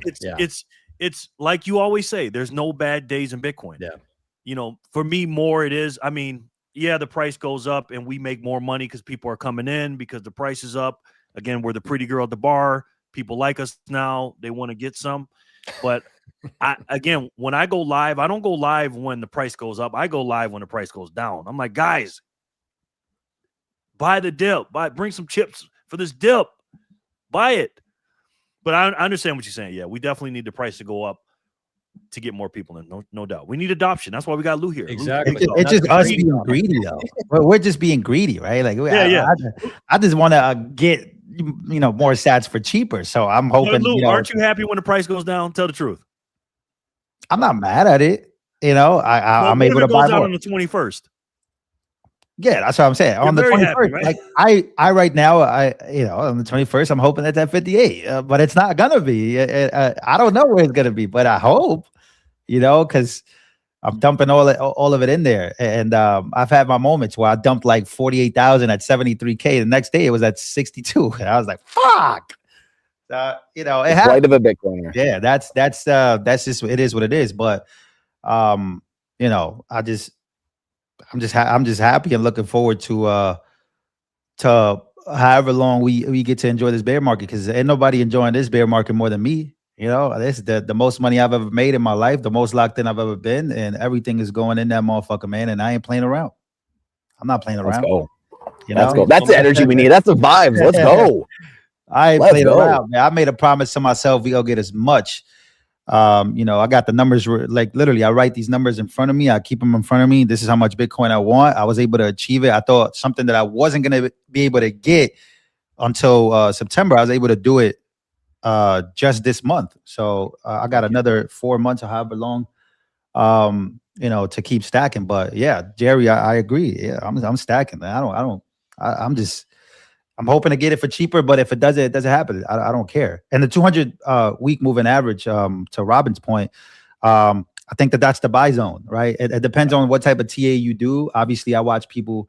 I watch Ivan on Tech. I think he's great. I think these are people that have become more credible, right? Because there's a lot of permables that are great. I love them, but there's people that do these TA analysis, and Benjamin Cowan is one of those people that they have been right. And people were cheering for the 4-year cycle to be broken to the upside, but now they're cheering for it to be still the same. Don't break the 4-year cycle to the downside, because that don't break the 4-year cycle yet, because If it didn't break to the upside, it can still break to the downside, and then we don't want it to break. So the biggest cheerleaders against the 4-year cycle have now become they have now become the biggest cheerleaders of the 4-year cycle to the downside, hoping that, you know what, 200-week moving average, let's not break it. Let's not break it.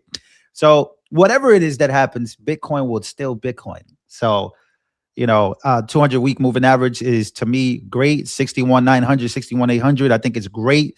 I was buying all the way down, and I bought literally under it. So I think that it's great. But if it goes to 40, it doesn't matter to me, bro. I'll be extremely excited to be able to buy a few.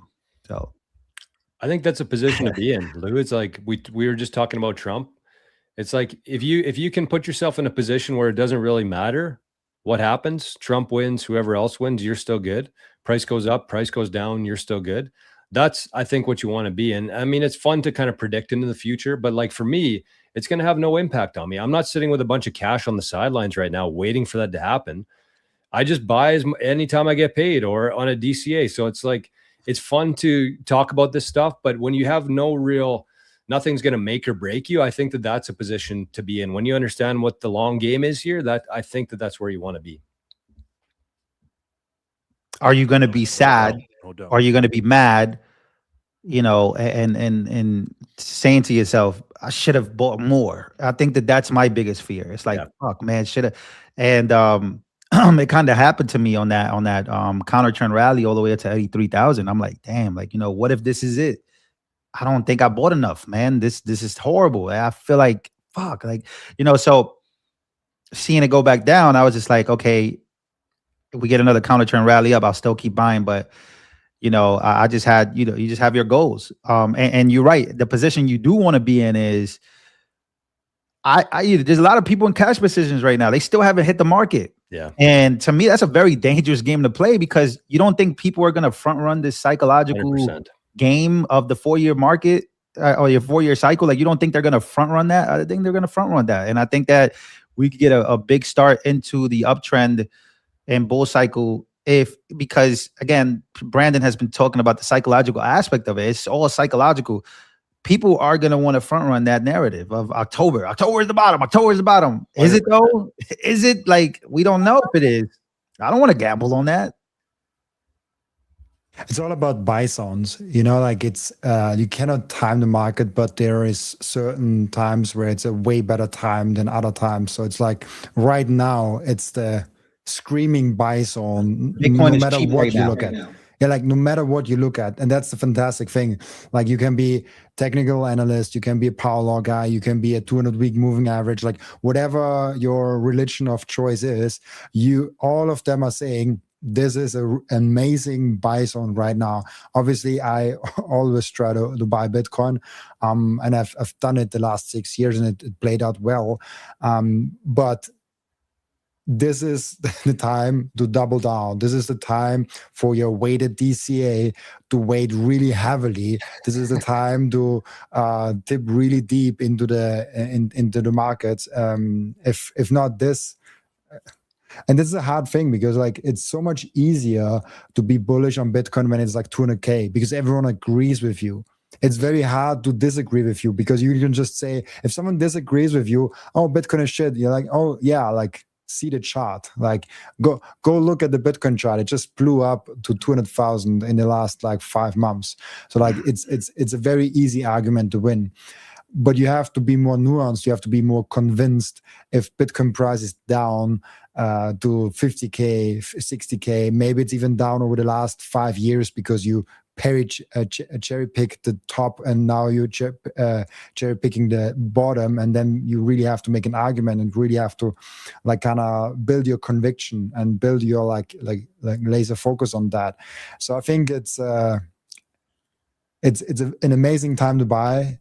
And it's an amazing time if you don't feel comfortable buying, to study harder, to dig deeper, buy some books, listen to some podcasts, whatever you need to do, but get some conviction.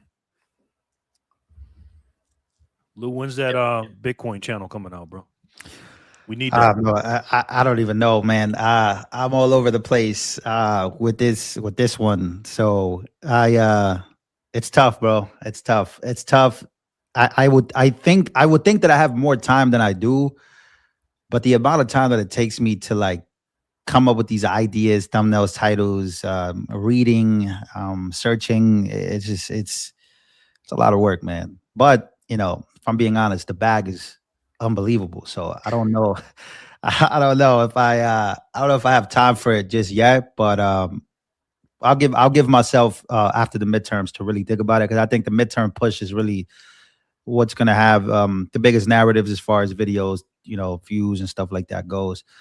That's the business aspect of it, which would be, you know, you have to know your season, and the season right now is the midterms and the storylines, and you know what it is that I'm gonna, you know, pick on to talk about, and it requires an absolute amount of focus to try to play this game of like title, video, thumbnail. What is gonna go viral? How the fuck can I get 500,000 views on this video? Can it get 500,000 views, or is it gonna not get it? And I think that it just takes a lot of focus. But I'd love to, you know, collaborate with you guys probably more. I don't know, collaborate with other Bitcoiners on a weekly basis, touch base, and, you know, get people from my channel over and, you know, figure it out from there. Let it cook the way it's gonna cook. But yeah, I would love to, you know, isolate Bitcoin only content. But as of right now, it's tough, man. I think this is a great every week on here.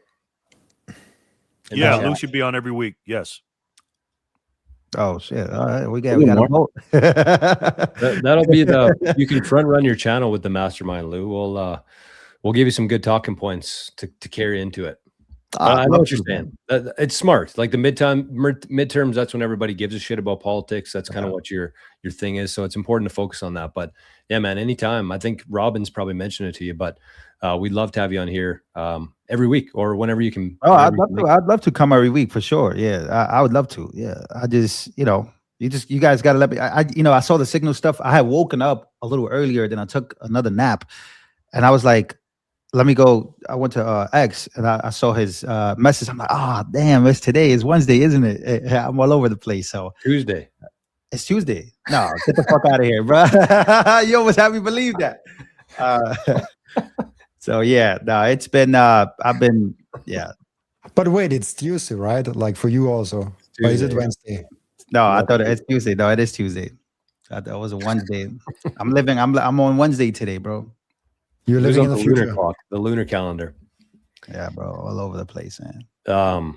What were we talking about there? The price. I think that the last thing I'd say about the price right now and the cycles and all that kind of stuff, like, you know, it is what it is. But at the same time, I think that if we look out 10 years, like put ourselves in July 7th, 2036, or even more so, 2046, it's all a rounding error at this point. Like, just take a look at the adoption curve. Historically, the S curve, we're still on the very bottom flat piece of that, man. Like, there is so much to come yet, and it's not going to matter if you bought a 50 or 60 or 180.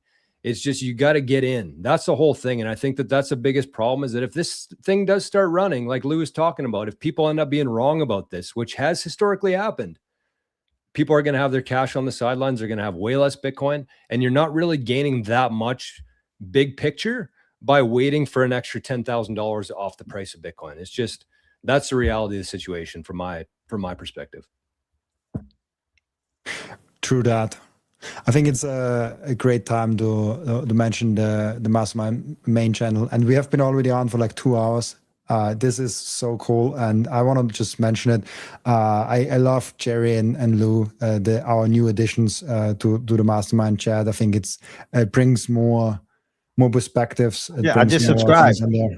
Yeah, awesome. make me a part of this, man. I'd love to be a part of this channel, man. You're a part. You're already here, bro. You're here. Yeah, we can start promoting this. No, I'm just looking at it that people, because I'm on Robin's live stream. I wasn't on the Mastermind one. I don't even know. Okay, cool. Yeah, I would love to be a part of this, bro. Hell yeah. The chat was absolutely ballistic today. Like, it was almost impossible to read all the comments, but again, it's still kind of pulling in from all these different channels. We need to get people in the Mastermind chat, just so it's easier for people to chat. I'm sure if there was everybody in one spot, there'd be, 2x the amount of comments, which, good or bad, I don't know. But it was fun to be a part of today. It'd be nice if everybody was in the mastermind chat. That'd be I awesome. would, yeah. Let's get as many people on there as possible. I think that would be a great place to send my audience because they're always asking, Lou, you're always talking about this. Where can we learn more? So maybe this will be a good. Yeah, hell yeah, let's do it. Well, then they show up and you're on the screen. That's what they want. Let's get it, man. Let's do it. Somebody said we'll be lucky. Somebody on that chat said we'll be lucky if we see 200K this cycle. Well, that's the problem, is that you think we'll be lucky. And because you think that, we are going to be lucky. Because if you think we're not going to be lucky, then we're going to be lucky. But whatever. That's the way. That's the way. If you look at Bitcoin, that's the way to measure it. Is people thinking one thing and there's always the opposite. And if people absolutely are at the point like where the last bull is slayed, that's when you need to be at your biggest. Like you need to be so bullish. Like when the last bull, with these perma bulls start talking like, man, we'd be lucky if we get 200K. That is when you need to be at your high. Like you need to, like your conviction has to be at 1,000. When everybody's bullish, you got to go, okay, maybe soon we'd have a drawdown. I can see a drawdown happening because of the psychological aspects of these investors, institutions, or whoever. Also to mention, I know we're not gonna be on here that long, but to mention like, Michael Saylor's selling the perpetual stock to cover the dividends and all that stuff. That is the most bullish news ever. Like that is so bullish. That is bullish. And what was so bullish about it is that it happened and Bitcoin went up a few hours later. Like that to me is bullish. Now it could be very bearish in the next few days, depending on the trend. I don't care, but it's just more like I think the evil boogeyman of this guy never selling, of this guy's company collapsing, he is becoming so irrelevant to the price. And I think that is the whole point. This guy has become irrelevant as far as, is he going to affect price? Because everybody's narrative has been on X, so toxic, by the way, that, the Bitcoin, Michael Saylor is going to ruin the market. He's going to ruin everything. He's going to, people are waiting for him to get out so people will get it. Whatever the narrative was, selling 216 million, I think that was the number. That's a lot.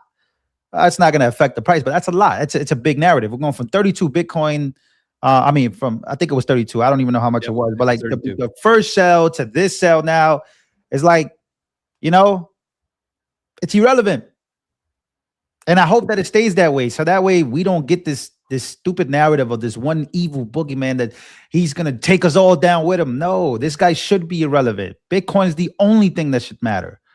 Like, why do we put so much like the United States of America? It's the United States of America. It's not Trump. And I think that's how, Bitcoin should be viewed. So hopefully, Bitcoin stays bullish and stays good. And that doesn't affect the market as much. It doesn't seem like it's affecting the market that much, but boy, once the news came out, it was like a 61, 200, 300. I'm like, oh, here we go. And then boom, like a few hours later, this thing is up at 64. So I don't know. I think that's a very bullish sign. Yeah, Saylor selling and Bitcoin going up is actually like that proves, we talked about it in the beginning, that proves a lot of good things for Bitcoin, the liquidity of it, that people give Saylor and strategy less power than I thought they would give him. And so that's really cool. Thank you so much, Joe, Brandon, Lou, Jerry, also Forrest, no longer here, but he joined us today as well. We had almost the entire crew here today, just Rashad missing for today. So it was really cool. Thank you so much for everyone showing up. That was freaking awesome. Great stuff, boys. Look forward to being on here more often, for sure. Yes, sir. Welcome to the team, Lou. Welcome to the team, bro. Yeah, officially. I just want to give one quick shout out here to our guy Sin Diesel, who sent in 1845 zap for the great state of Texas today. You give 5 fist bumps. And also Sin in the chat, he said there was about 160 people combined between the different channels. And he said, how cool would it be if everybody was in the same chat? And I think that's a good thing to strive for next week. So check it out on YouTube, BTC Mastermind. Hope we can get those numbers up. And then can't wait for that. Next, I think you guys should do You guys only do one show a week? 2 now, Tuesdays and Thursdays, wasn't it? Are we doing Thursday? Yeah, we are planning on doing a second one. Yeah, but you like should. we're doing, That's what I was going to say. Is you should. It should be 2 shows for sure. Okay, In my opinion. In my opinion, just you know. We're listening, Lou. We are listening, sir. We're taking cues. Oh, and man. Great stuff, boys. And we'll girls. be back next Tuesday and soon also on Thursday. So stay tuned. Bye bye. Thanks, everybody.